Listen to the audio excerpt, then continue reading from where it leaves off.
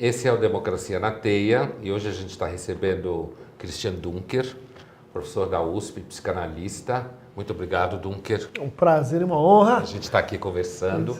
E, bom, a gente tem levado aqui umas conversas sobre a inspiração em pensar um pouco a democracia, o turbilhão que a gente está vivendo e também pensá-la nesse ambiente de redes, né? E eu queria, então, te propor uma pauta para a gente começar a nossa conversa, que eu sei que tem a ver com o seu campo de preocupações.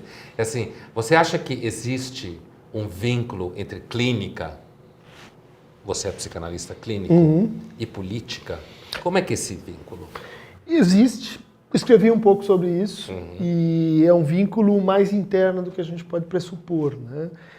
E se a gente pensar na psicanálise, nas psicoterapias, e se a gente for recuar a origem arqueológica delas, a gente já vai encontrar as práticas de cuidado de si, né? A observação de sonhos, olhar de perto, olhar de longe, as meditações sobre a morte, sobre o destino. E essas práticas, elas eram eminentemente uma forma de tratar os excessos do poder, né?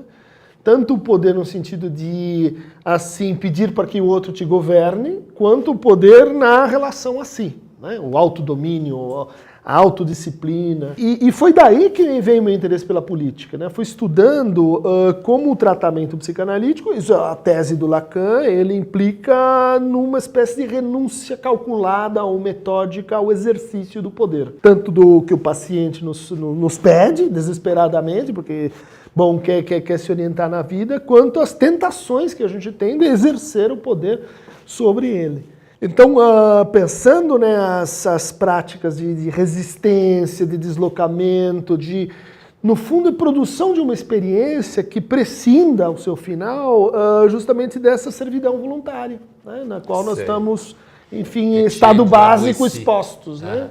E assim, você acha que a política hoje está, fazendo uma metáfora, especialmente doente?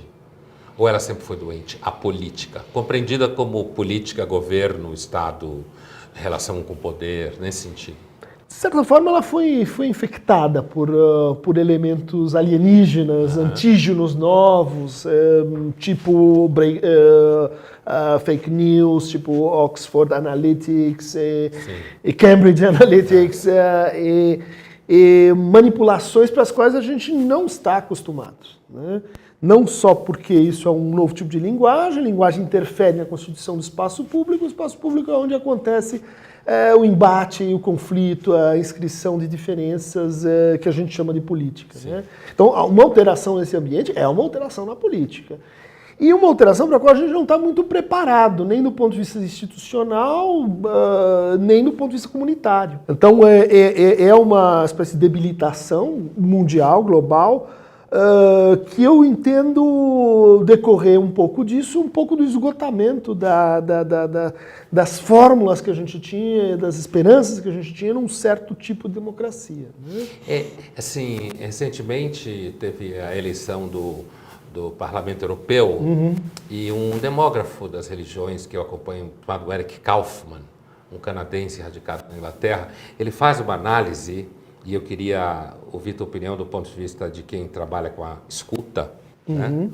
Então, assim, ele faz uma análise de que a extrema-direita europeia teria crescido nos últimos anos porque os partidos que compõem o mainstream da política, então, grosso modo, o espectro que vai da centro-esquerda à centro-direita, que seriam os partidos mais, digamos assim, organizados, históricos, né? Que esses partidos na Europa não teriam dado ouvido corretamente ao medo europeu com relação ao crescimento da imigração.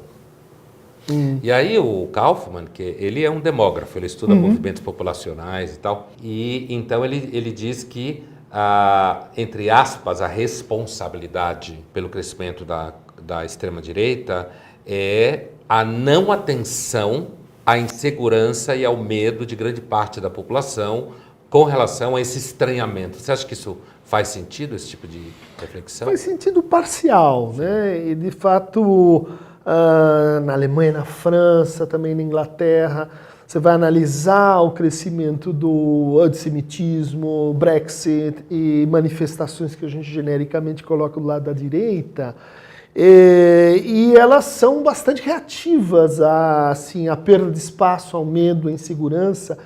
Mas, no fundo, é como se não tivesse havido uma renovação da nossa escuta para a diversidade. A forma como a gente entendia a diversidade na Inglaterra era muito colonialista. Sim, o pacto, o império, bom, vocês vêm para cá, a gente acolhe. Isso não teve uma renovação para um ambiente muito mais cosmopolita do que o próprio império, né? Então você tem, eu acho que esse é um elemento importante.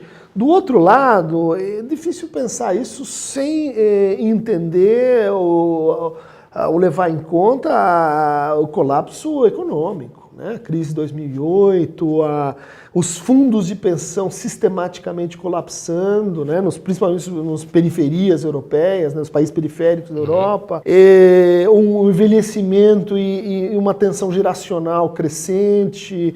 É difícil pensar sem economia, né, esse processo. E assim, mas você acha então que, quando você fala da diversidade, se o Kaufmann fala de não haver escuta para o medo, você quer dizer que não houve também uma atualização da escuta para a diversidade dentro da Europa? Sim, eu diria, não houve uma prevenção para a ideia de instrumentalizar o medo, né? Um novo arranjo que vai dizer para as pessoas, olha, a sua vida está em perigo, você não sabe, né, a extensão disso, mas ela está muito mais instável, precária, insegura do que você pensa. Quem fez isso foi a extrema-direita. Exatamente. Esse espaço de afeto que não foi propriamente acolhido que deu origem a essa polarização. No meu entender, a polarização veio da direita, não veio da renovação da esquerda, né? Você pensa que, então, às vezes a gente não dá devida atenção à dimensão de afeto na política? Sim. Porque a política é muito afeto. Não, mas isso que a gente está falando é recente, isso já é pós-traumático, isso já é depois do colapso. Uma política leva em conta corpo, afeto, as dimensões não institucionais, as dimensões comunitárias. Isso é esse passo para o qual a gente foi sem muita preparação, né? E do outro lado, com um verdadeiro registro de aproveitamento da diferença, né? De incitação de certos afetos, como o ódio, como o medo, como o ressentimento, que estavam disponíveis no mercado, alguém capitalizou. Você não acha que o ressentimento, o conceito que vem do Nietzsche, da filosofia, é uma chave interessante para pensar o mundo contemporâneo? Eu tenho tido essa suspeita. Sim. Talvez uma das categorias, como, sei lá, luta de classes, sociedade de mercado, sabe? Como marcadores, quer dizer, o ressentimento como um afeto triste, parece que cresce, né? Bom, é um ressentimento, você falou no Nietzsche, que tem que ver com déficit de elaboração de diferença, né? Diferença ontológica, diferença de classe, diferença de gênero, com a diferença em toda a sua extensão, né? Então, de certa forma, a gente foi exposto a mais liberdade do que a gente conseguia gerir, né? No sentido de que mais diversidade, você vai ter mais confrontação com a diferença, né? Mais confrontação com um conflito. E aí tem maneiras muito simples de reforçar o ressentimento de tal maneira que ele vá produzindo, sim, identidades em seu favor. Porque usando uma metáfora do campo psicológico e médico, essa patologia política que a gente pode identificar como sendo o populismo, ou esse novo populismo que existe na Europa, e não só lá, a gente vai chegar no Brasil, e não só lá, né? Assim, esse populismo, o populismo normalmente ele se alimenta de uma crença em soluções simples para problemas complexos. O populista é um cara que oferece para você, supostamente, olha, se você tirar isso da frente, todo o resto vai ficar bem. O populista é um tipo assim de psicoterapeuta ruim, de psicoterapeuta sugestivo, porque ele no fundo diz o que a pessoa quer ouvir. É uma espécie de coaching político. Assim. Então, o próximo degrau da coisa é esse mesmo. Né? E dizendo que o outro quer ouvir, ele catalisa a insatisfação, ele catalisa o sofrimento em resposta, como você está falando, simples e alienantes, de forma genérica. Né? Mas aí eu diria que tem uma diferença muito importante entre o populismo de esquerda e o populismo de direita. Tá? O populismo de direita, ele no fundo produz uma democracia menor. Ele está prometendo uma fórmula que é assim, a gente consegue se salvar, dá para a gente se virar, mas vai ter que diminuir o tamanho do nós. Tirar o nós, gente do grupo. Tirar a gente do que nós estamos chamando de nós. Tá? E aí funciona bem. Funciona bem porque você arma um condomínio. Você arma uma democracia em estado com reduzido. Muros altos, tipo... Com muros altos. Exatamente. E o populismo de esquerda, ele propõe uma democracia mais extensa. De todos.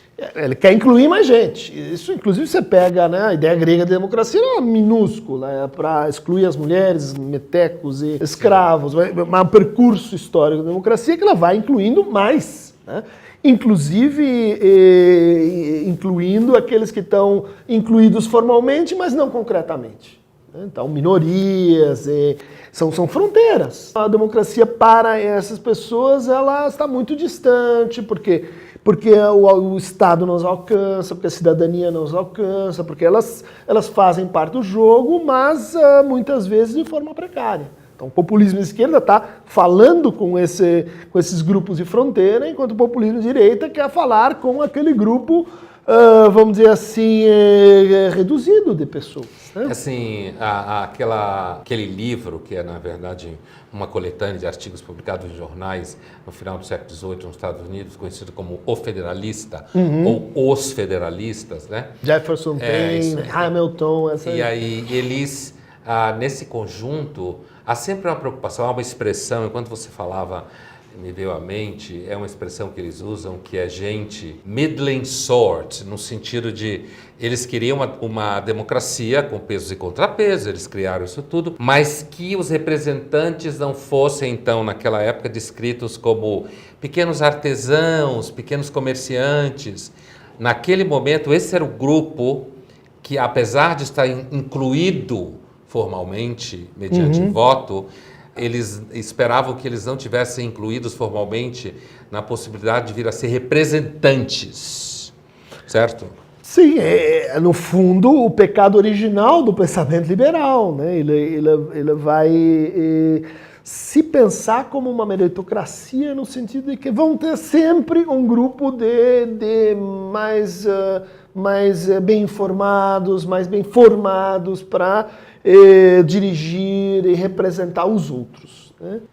Essa ideia ela vai adquirindo reformulações e agora nós estamos num momento de acirramento dela. Né? E assim, eu acho que nesse momento, quando a gente fala de movimentos sociais que podem inclusive estar fora do mecanismo partidário oficial, né? Então, uma coisa é eu entender que um partido representa um determinado grupo de interesse. Outra coisa é eu entender que existe um grupo de interesse que não é representado por partido nenhum. Então ele se organiza em movimentos sociais, genericamente falando. Né? Como que você pensa, Dunker, um tema que eu acho extremamente delicado no debate político hoje, o lugar da violência como instrumento político de resistência ou de transformação, dito de outra forma, como que você acha e se há lugar para se pensar a violência à direita e à esquerda e se há diferenças dessas violências? Ou não se deve falar desse assunto? Eu acho que esse assunto é crucial, ele demarca diferenças e programas distintos. E claro, você tem perspectivas concorrentes para entender o que é a violência, a começar de como você a visibiliza, o o que você caracteriza uma violência e o que você chama, vamos dizer assim, de conflito arbitrado, de livre competição, de sobrevivência dos mais fortes. Quer dizer, Tudo isso é violência. Então, para alguns sim, para outros não, com gradientes, né?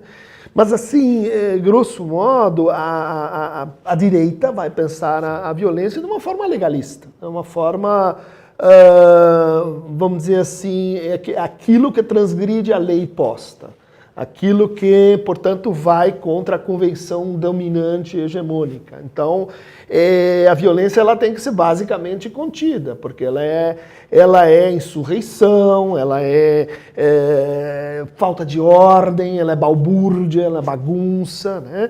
Porque a gente confia na lei e a gente defende a lei como ponto de partida da conversa. Ou seja, o ponto de partida da conversa é a justiça. Sim. A esquerda vai pensar que o ponto de partida é a liberdade. Justiça é um Estado, né? É uma convenção necessária para que a liberdade consiga progredir, incluir mais gente e, portanto, vai se interessar pela violência nas suas bordas, a violência que pode ser, então, transformativa. Quanto de ódio a gente precisa para transformar e tornar nossas vidas mais interessantes? Um pouquinho é importante. Se você torna o ódio a gramática fundamental da relação de reconhecimento, é Hobbes, é a guerra. Uhum. Voltamos para o paradigma aí liberal. Uhum. Né? Então, a discussão sobre a violência, ela depende muito de como a gente a coloca, inclusive da caracterização do que é violência. Né? Então, você entende que o paradigma liberal, ele de alguma forma tem dentro dele uma espécie de aceitação da violência como dado, entre aspas, natural da existência? Tipo, quem é melhor vence, quem é mais competente vence. Hobbes contra Rousseau. Então, no começo é a guerra e para ela a gente volta de quando em quando, ou no começo é um estado, vamos dizer assim, de harmonia e felicidade. Mas essa é uma maneira incorreta de colocar a teoria da violência para a esquerda e talvez quiçá para a direita. Incorreta? Incorreta. Porque essa ideia de que, bom, então aqueles que são contra a violência, por exemplo, de classe, a violência de gênero, a violência de raça, né? Eles no fundo estão defendendo minorias, eles não estão jogando correto, eles estão suspendendo a lei geral e criando uma lei restrita. Né? Mas essa crítica me parece muito, muito inadequada, porque no fundo a posição da esquerda não é russoniana. A posição da esquerda não é que somos pacifistas e bonzinhos. Então, isso é um clichê falso. Isso é um clichê, mas é um clichê gerado a partir dessa posição, de que se você não quer pensar o estado de guerra e de luta de todos contra todos como a nossa natureza, então você é um pacifista, ingênuo, um bom selvagem, você acha que as pessoas são boazinhas, é um otimista, babaca. Esse tipo de oposição, no fundo, é um conto, uma fábula inventada pela direita. Né? Então fala como que você entende o lugar da violência do ponto de vista da esquerda que não seja uma fábula. Bom, o modelo é a revolução, o modelo é a insurreição. Revolucionário. Ou você pode pegar uma chave americana, o terror, a desobediência civil, o reconhecimento de que na inadequação ao outro e a si, você tem um processo de violência, mas é um processo de violência que aspira a o quê? Outra forma de vida, outra forma de mundo. Então, a violência, ela é, no fundo, assim, um assunto de embate, de disputa, porque uma parte dela vai virar lei. Uma parte dela vai ser escrita como lei.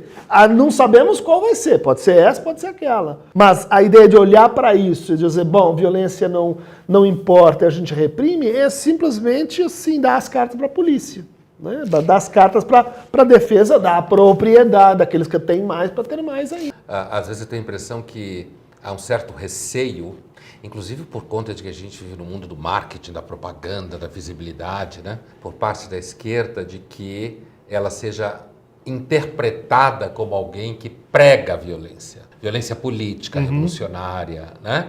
E, nesse sentido, às vezes, é como se você pudesse, para ser de esquerda, você devesse ser de esquerda apenas na universidade, ou ciclos de cinema, em peças de teatro. Inofensivo. Né?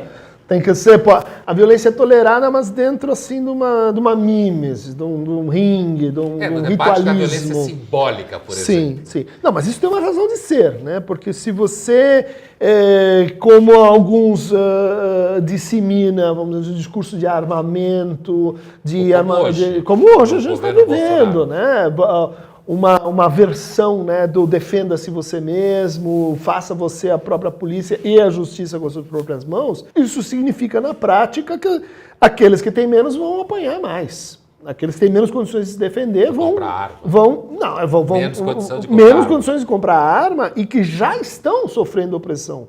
Que já estão apanhando em violência doméstica, em violência de gênero. Já a situação não é pacífica e agora a gente vai trazer uma violência adicional para ela. Então, é óbvio e compreensível que a retórica da violência, ela intimide aqueles com os quais a esquerda tem uma simpatia, uma afinidade. Mas aí isso se tensiona com, por exemplo, as ocupações, né? Com a violência que a gente tem no campo, com a violência que a gente tem em relação ao conflito de terras no Brasil, que é uma outra lógica, que é uma outra situação, onde de fato você tem confrontações que teriam que evoluir para o nível da palavra, né? Então, dialeticamente, precisaríamos levar essa ideia de que o conflito ele pode se deslocar de arena, ele pode ser tratado, né, na universidade no fim, mas muitas outras mediações antes, como a regra de enfrentamento de contradição e de violência. Isso, meu entender, é o que nos levou a esse buraco, esse abismo. Falta total de aposta em mediação para a violência. É a violência ou paz? Não, é violência ou enfim, neutralização de que não tem os meios. Então, não, isso é errado. Mas você não acha que em algum momento... Porque política, a gente sabe, né? A política, ela é inclusive a necessidade de você conviver com quem você não concorda. Sim. Porque conviver com quem você concorda é teoricamente mais fácil, né? Então, a sociedade e a política, quando se critica Platão na República, de que ele criou uma utopia, porque toda utopia pressupõe a inexistência da política. Se a política é um espaço onde o diferente convive, mesmo que tendo conflito, mas cria mediações para viabilizar essa vida, né? Então, mas aí a gente tem uma diferença. Desculpa, preciso fazer uma parte, né? Platão já podia falar do Tocqueville, toda a tradição que tem por trás disso. Quer dizer, então, essas mediações vão acontecer desde que a elite não se vulgarize. Desde Como que a elite, vulgarize? Desde a democracia na América, né? Quer dizer, por que você não pode ampliar? Porque short people não faça parte. Exatamente. A novidade que a gente tem agora é esse discurso, vamos dizer assim, parasitando explicitamente a vulgarização, parasitando explicitamente o ataque à ciência, à cultura, à erudição, a qualquer coisa que organize as mediações. Isso está fora da jogada. Isso não é Platão, isso não é Tocqueville, isso não é liberalismo, isso é outra coisa. Quando eu falava do Platão, eu quero dizer que a diferença do Platão para Aristóteles é que o Platão, na utopia, do ponto de vista do Aristóteles, eu acho que o Aristóteles acertou mais que o Platão entre os dois, né? Na política, do ponto de vista do Aristóteles, a política lida com conflitos. E não há como eliminar isso, a não ser você eliminando os seres humanos, né? Porque os seres humanos não são iguais, eles não necessariamente querem a mesma coisa. Agora, passando para o que você estava falando, quer dizer, você acha que hoje há um risco, ou aconteceu, digamos assim, um movimento da elite se tornar vulgar, banal e perder a capacidade de uma certa... A palavra vai soar aristocrática, mas não é a minha intenção. Uma certa sofisticação na mediação? Uma certa responsabilidade, né, ética na mediação, né? Você diz, bom, você estudou mais, você teve mais recursos de capital simbólico ou cultural, você é responsável por isso. Né? Nossa elite predatória diz, não, não vou dividir com ninguém. Nossa, no Brasil. Não, essa que é bom. se estabeleceu aí no poder. Agora, sempre a elite de natureza platônica, ela foi compatível com discursos universalistas, né? Que é onde o Platão consegue, vamos dizer assim, trazer o mundo das ideias, porque ele é o mundo para todo mundo, não tem ninguém de fora, né?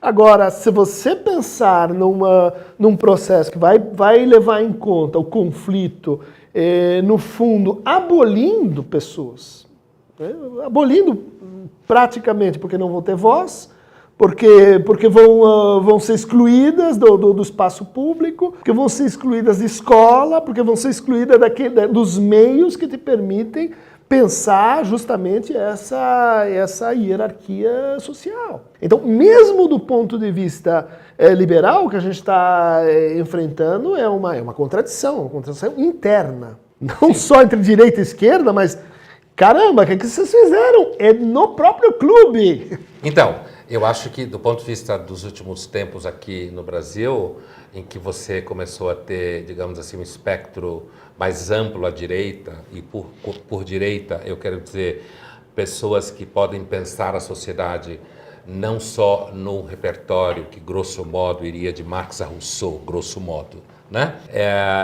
Na medida em que a gente tem, depois de uns 16 ou 17 anos, o governo do PT, e aí você tem um governo que não está identificado com o espectro da esquerda, aí o próprio processo de reflexão do espectro, que a gente pode dizer, alguns chamam de direita responsável, alguns chamam de centro-direita, ou uma direita liberal, até... Sim, o direita esclarecida?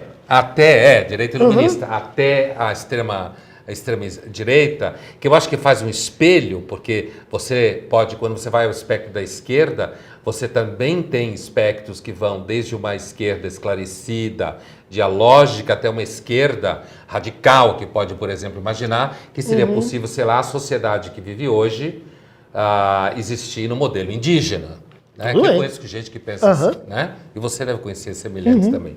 Então, assim, dentro desse espectro à direita, eu acho que nos últimos meses no Brasil, o fato do Bolsonaro ter eleito, de fato isso vai criar uma possibilidade até de reflexão mais concreta sobre as identidades desse espectro. Entende? Quer dizer, uma promessa, que disso vamos criar... Não é uma promessa, é um fato. É um fato? É um fato no sentido de que, assim, um fato que já vai se constituindo na materialidade dos conflitos, das diferentes opiniões, sei lá, das demissões de pessoas que não concordam com determinadas posições, não só na máquina do governo. Então é isso que eu estou chamando. Só que aí você tem um espectro, sei lá, de 5 meses, para falar institucionalmente de candidato eleito. Tá, mas né? Que é o fim de um processo que veio já de antes, né? Assim, que tornou possível a eleição dele, né? Assim, o processo, sim. E esse processo, me parece, que, por um lado, pensando no PT, todo partido que fica muito tempo no poder sofre desgaste. Independente do espectro ideológico dele. E esgota, o programa se esgota. Esgota. Às vezes esgota porque foi bem sucedido, acabou... Eu acho que, no caso específico do PT, se esgotou, inclusive, no sentido interno de dificuldade de mediação de futura liderança. Acho que é uma história interna do PT que também fala disso, né?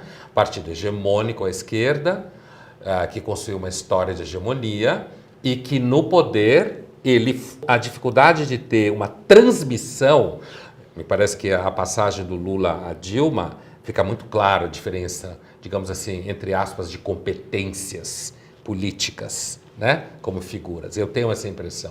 Então, eu tenho a impressão que, ao longo desse processo, foi se construindo, e aí eu acho que as mídias sociais, inclusive, têm uma responsabilidade muito grande nisso, foi se construindo... E positiva também, porque as mídias sociais incluíram pessoas, milhões de pessoas no debate de qual estavam fora. Positivas e negativas. E negativas, tá, tudo bem. Mas positiva também, assim. Eu pensava no sentido de que abriu espaço para você ter um debate que, de fato, trouxesse à tona percepções de realidade, percepções políticas que... estão dialogando. Então, mas aí eu tenho uma pergunta para você, Pondé.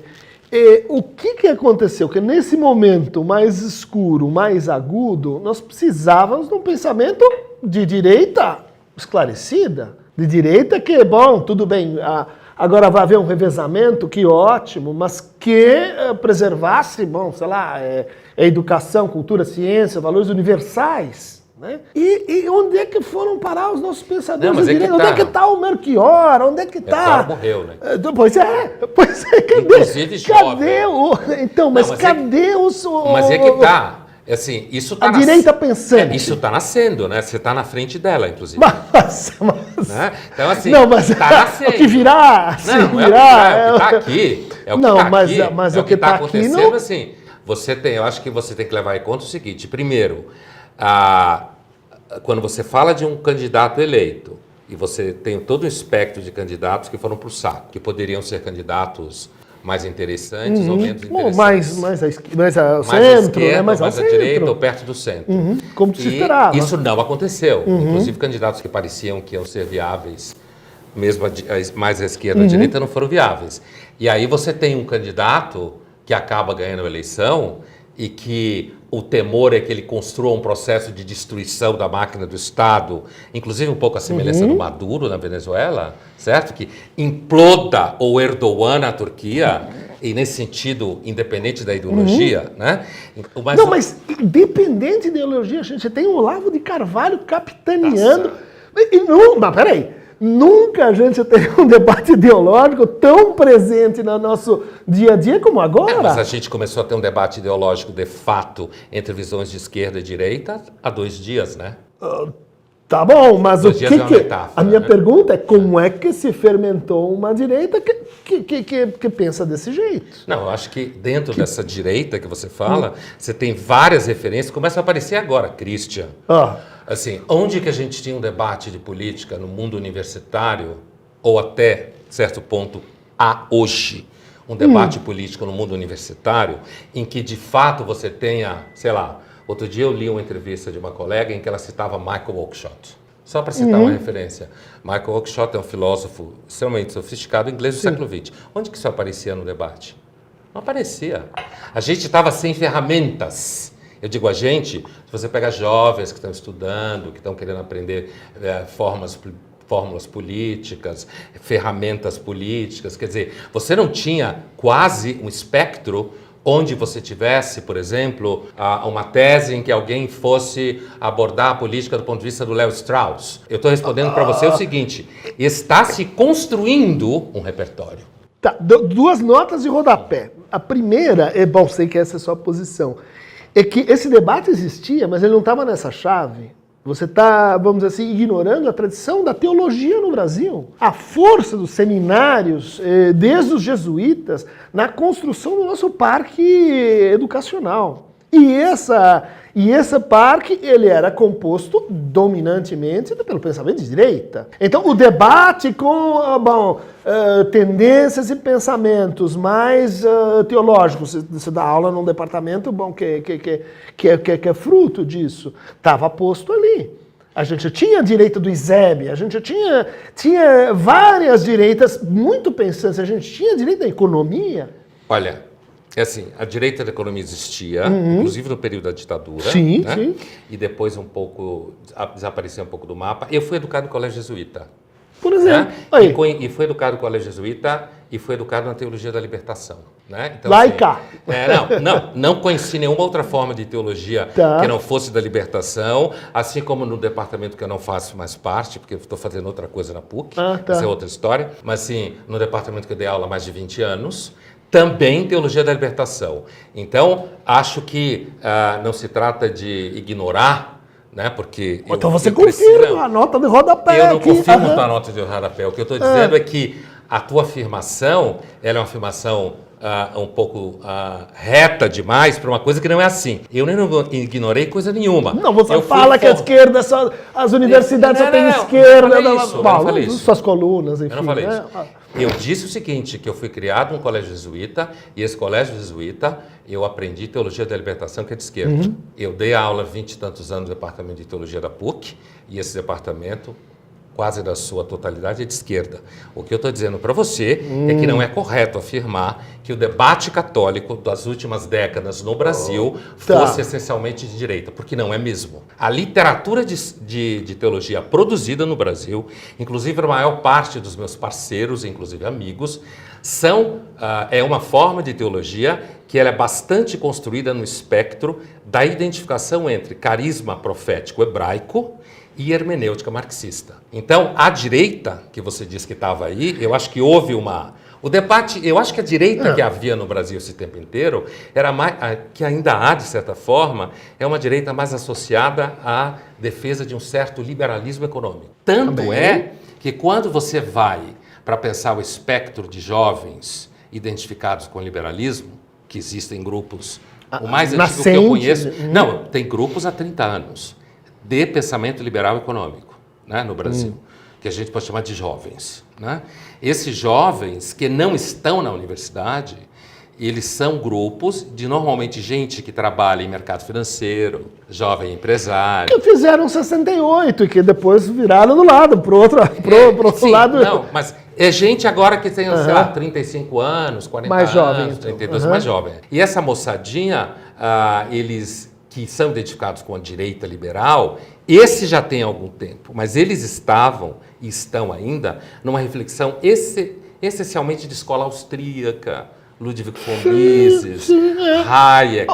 Então, Constantino e companhia. Sim. Mas é vergonhoso, vergonhoso. Confessa que é vergonhoso ter um Rodrigo Constantino representante dessa tradição de pensamento da direita econômica. O Rodrigo Constantino, ele é razoavelmente recente. Recente, eu digo, se a gente pensar 40 anos. Isso que eu estou dizendo. Mas Instituto Milênio, não é só ele, o Instituto Milênio está associado aos estudos de Fomises, né? Está associado a esses Hayek, liberais, Friedman, Becker, Hayek, discípulo do Fomises. Então, assim, o que eu estou dizendo é que uma certa tradição mais à direita estava mais vinculada e mais presente no grupo, digamos assim, de uma direita econômica. Tanto é, Christian, que se você for ao universo, este universo, nos últimos, sei lá, 5, 4, 3 anos, a dificuldade de você partir de um repertório que seja